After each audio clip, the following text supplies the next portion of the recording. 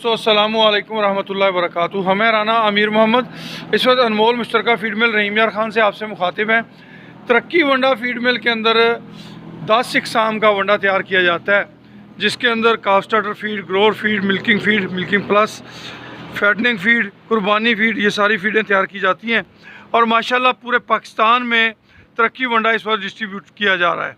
आप भी अगर अपने एनिमल्स की हेल्थ के बारे में फ़िक्रमंद हैं, आपके जानवर दूध प्रॉपर नहीं दे रहे, आपके जानवरों में साड़ू के मसाइल आ रहे हैं, तो फौरी तौर पे नंबर नोट कर लें 0335 86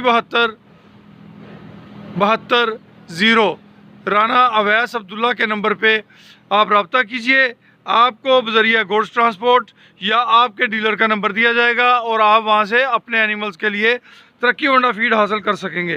तरक्की वंडा फीड एक टॉप क्लास की फीड है जो आपके जानवरों को बेहतरीन खुराक मुहैया करती है, जिससे आपके जानवरों की मिल्क प्रोडक्शन बढ़ती है, मीट प्रोडक्शन यानी कि गोट की गोश्त जो है वो बढ़ता है। बकरा फीड भी मौजूद है जो बकरियों के लिए बेहतरीन है। खुश रहें, आबाद रहें। जज़ाकुमुल्लाह खैर व अहसन अल जज़ा।